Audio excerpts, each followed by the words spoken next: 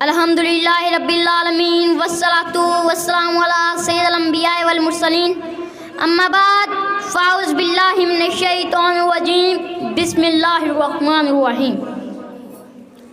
یہ بھیک نہیں آزادی ہے، مانگے سے بلا ملتی ہے کبھی، دل جوش میں لا فریاد نہ کر، تاثیر دکھا تقریر نہ کر، طوفان سے الجھ شعلوں سے لپٹ، مقصد کی طلب میں موت سے لڑ، حالات کو اپنے ڈب پر لا، کردار نبھا تاخیر نہ کر۔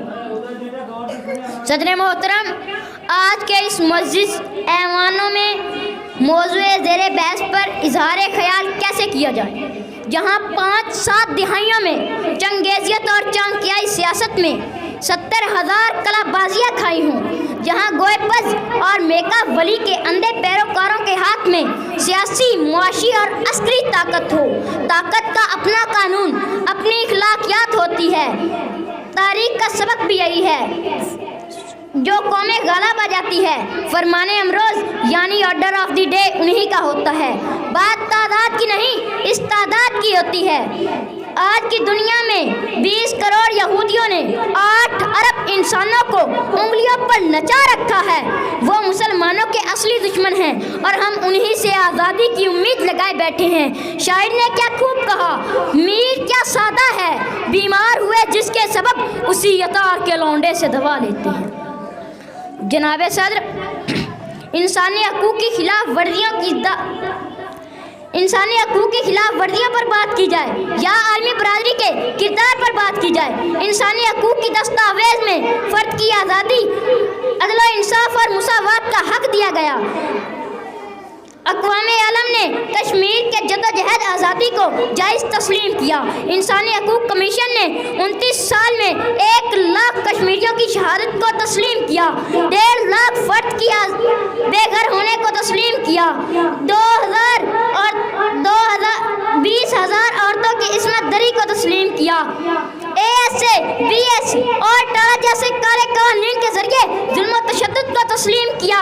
اس تسلیم شدہ رپورٹ کے بعد آج بھی کشمیر کے چپے چپے پر چلتی گولیاں، فوجی جیپوں کے ساتھ گھسیٹتے کشمیری، زیادتی کا شکار عورتیں، یتیم بچے اور بیوائیں، عقوبت خانوں میں ظلم و ستم سہتے نوجوان پکار پکار کر کہہ رہے ہیں، وہ اور ہی ہوں گے کم ہمت جو ظلم و تشدد سہ نہ سکے، شمشیر سنا کی دارہ پر کلمہ حق جو کہہ نہ سکے۔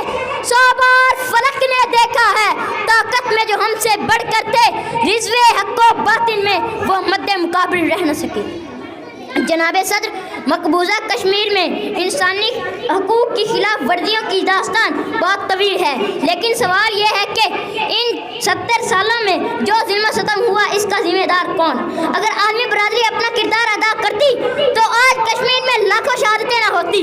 انسانی حقوق کی تنظیمیں جانوروں کے حق میں قراردادیں پاس کرتی ہیں، لیکن انہیں کشمیر میں لوٹتے پیٹتے کشمیری نظر کیوں نہیں آتے؟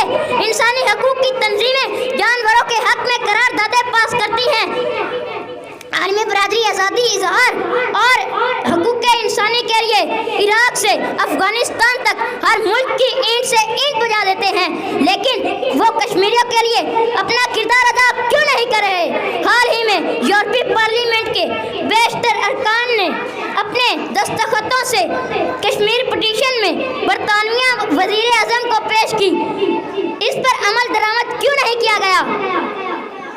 اگر امریکہ اور برطانیہ پر معمولی سی آنچ بھی آ جائے تو ریٹوں کے ساتھ ممالکت تک ساتھ دیتے ہیں، لیکن کشمیریوں کے لیے اپنا کردار ادا کیوں نہیں کر رہے؟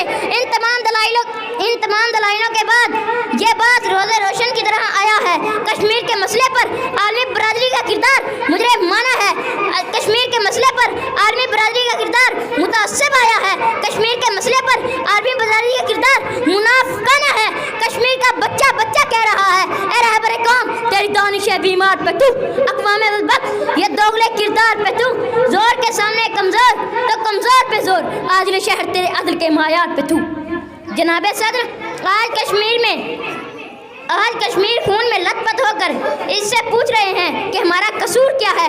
اگر مشرقی تیمور کو آزادی مل سکتی ہے، اگر سوڈان کو آزادی مل سکتی ہے، اگر آئی لینڈ کو आज़ादी मिल सकती है, अगर हांगकांग को आज़ादी मिल सकती है तो कश्मीरियों को आज़ादी क्यों नहीं दी जा रही?